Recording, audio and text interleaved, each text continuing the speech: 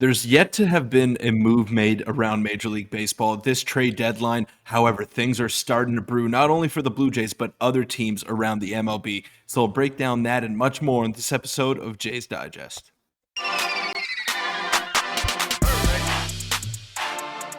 What's up, Jays fans? I'm your host, Peter Vryonis, alongside host Nick Gosse, and we're still awaiting the first move of the day, not only for the Blue Jays, but for any team around Major League Baseball. There's been a lot of big names being thrown out there in trade talks, whether it be starting pitchers, outfielders, infielders. There's a ton of names being thrown around, a ton of rumors being thrown around, and Nick, I have a feeling that something big is coming. Not necessarily for the Jays, not right away. However, some big move is going to happen in the next hour or so. It seems like a matter of time until, the first domino falls, and we've seen it in past and kind of around every sport, not just the MLB. Once the first trade happens on deadline day, most of them follow suit, and it seems like that's going to happen. But before we get into the video, make sure to hit the subscribe button. We're on the road to 8,000. Your support's been unbelievable, and there's tons of reports we're going to get into now. Again, we're 4 or 5 hours away from the trade deadline, and it's getting very exciting, but it's also strangely quiet. And here are a few of the most updated reports and rumors in case you're, at work or missing what's going on here now. And it says, having already paid a significant price for one of the hardest throwers, the Blue Jays have been hunting for an offensive piece to augment a group that feels one bat light. And they linked Teoscar Hernandez and Tim Anderson, and they basically just go on to say that another possible target is Paul DeJong, which is someone we should have mentioned or could have mentioned in yesterday's video, and maybe should have, because he is kind of a guy that would be much cheaper than Tommy Edman. It doesn't seem too realistic, and it seems like the Cardinals are selling. So, Peter, thoughts on, we haven't touched on Paul DeJong before, so thoughts on him and, again, Tim Anderson as we are patiently awaiting a Boba Shett injury update, but I have a strange feeling we might not know more until tonight's game after the trade deadline. So Paul DeJong would be probably on the lower end of deadline acquisitions. That's someone that acts more of a stopgap because you don't know how serious the Boba Shett injury is, and that's obviously the biggest key here for the deadline for the Blue Jays. Because if it's a serious injury, do they say, okay, let's roll with a minor leaguer for the rest of the season and give him a chance and see what we got in, let's say, Addison Barger or Relvis Martinez, someone of that nature? Or do they make a trade and try to buy some time until he's able to come off the injured list? So that's obviously the biggest asterisk going into this deadline, which is just 5.5 hours away. But Paul DeJong is a good option. He's above average defensively. He's very good against left-handed pitching, which is something that the Jays have really struggled with this season. So I wouldn't be angry if that was the play that they went out and got. But I still think that Tim Anderson is probably the best option. And I've heard some J.P. Crawford rumors as well, which is very interesting to me. And it's sparking a little bit of a fire in me, Nick, because I'm kind of on the J.P. Crawford train right now. Yeah, there's kind of 3 tiers of these guys that are being named. Paul DeJong is at the bottom, Tim Anderson would be in the middle, and J.P. Crawford would be at the top. But I'm kind of on the Tim Anderson train as well, just simply because of he has a much better track record offensively. Of course, the defense might not be there, but he could act as a future guy next year as well. Maybe they want to move, Tim Anderson plays second base, so you put him a second, put Boba Shett at short. And if, Tim Anderson has kind of a, Whit Merrifield, revival year for the second half of this season into next season, he maybe be the Whit Merrifield replacement, or maybe they keep Whit in the outfield. He just seems like more of a Blue Jays type of pick, but Paul DeJong would probably be cheaper as well. And a report just dropped from Eric Truden, MLB writer and analyst, reporter, whatever it is, saying sources teams are continuing to approach the Blue Jays about trades involving Zach Thompson and Hagen Danner. Same report a few days ago, quote, wouldn't be surprised to see Zach Thompson move. Now, this is not the fanciest name. However, Hagen Danner, Peter, I'll let you touch on it now, is on the 40-man roster, is a pretty, promising prospect. Who knows who he would get? I assume he would be part of a bigger package to acquire someone like Tim Anderson or, someone else. But he is on the 40-man roster, so maybe clearing a spot for that could be for Ryu's activation tonight, or it could be for a bigger move that the Blue Jays are going to make, because we suspect any moves they make are going to be someone who immediately, requires a 40-man roster spot. Right. Now, like you said, it could be for Ryu's reinstate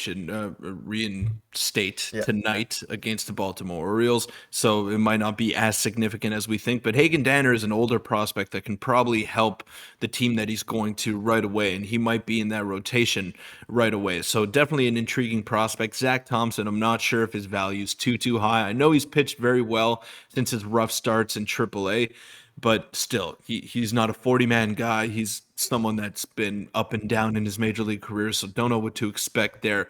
But another possibility that I saw floated around on Twitter, Nick, and let me know what you think of this, is Instead of going out and getting an infielder, you have Santiago Espinal play shortstop for the time being until Bo is ready to come back.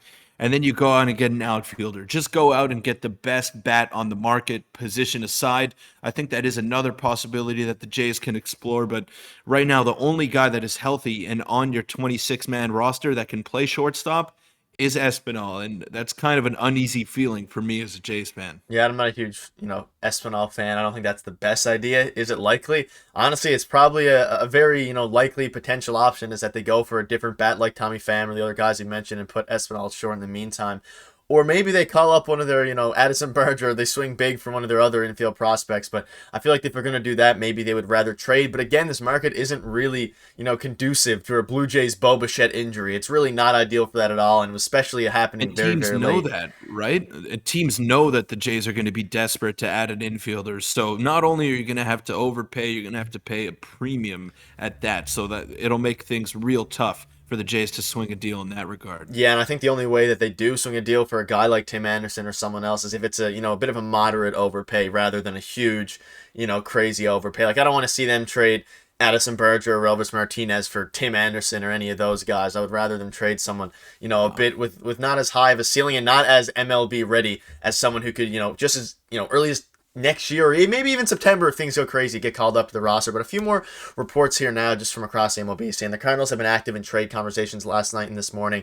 And again, it just keeps coming up about Paul DeJong and different Cardinals guys because they seem to be, having a bit of a fire sale here. Another report linking the Jays to Paul DeJong. And then finally, the Tigers are expected to trade both their, guys. Michael Lorenzen could be an interesting, it's thought for the Blue Jays, but it just kind of goes to show that there's tons of rumors circulating. The Jays are getting linked in all of them, but a move has yet to be made, and it's 12:30 right now Eastern, which is, like you said, 5.5 hours away from trade deadline, and nothing has happened yet. It's very, very surprising, and I wonder if Ross Atkins has something bigger brewing, or on the scarier side, maybe they're waiting, for Boba Shett to see how crazy his injury is. I'd like to think that they have knowledge of that right now, and they're just negotiating deals, but it couldn't have been a crazier, time to be a Blue Jays fan in this very moment because everything is completely silent. Yeah, I think right now the Jays are going to keep that information very close to their chests, and we'll only know after the deadline the severity of the Boba Shett injury, whether it's good or bad. So hold tight for that. We still don't have any updates for you guys, but there's a lot of interesting names out there on the market, Nick. I think the Jays are kind of out of it when it comes to starting pitching. I Yeah, don't I agree. think they'll go down that route because Hyun-Jin Ryu is activated tonight, and now you have 6 starters in that rotation. So it's not a glaring need that you have. Granted, the Jays have been very lucky with health all season long, and they've had those guys at their disposal all year, so they haven't had to go out and make a move, but you don't want to be scrambling for options late in the season either, right? So maybe they do get a depth guy, but I don't think they're in on Lorenzen or Eddie Rodriguez. I think we got to look out for the outfielders and the infielders at this point in time for the Jays. They're set on the pitching front. They need some hitters now, and that's the biggest need. Yeah, give me a guy like Tommy Pham and then another infielder like Tim Anderson, and then, those guys should be able to hold the fort or some of the fort down at Boba Shett until he comes back, over the next maybe month or two into the playoffs. I think that would be the ideal scenario, assuming his injury is fairly, severe to hold him out for a month. But, the Braves won the World Series with Acuna out at a similar time, so, maybe the Jays can do a similar thing and create some magic. And tonight's going to be a wild next few hours, and it kind of all ends with a Hyun-Jin Ryu start, which is well anticipated. So buckle up, and we'll keep you guys updated with the latest. See you later.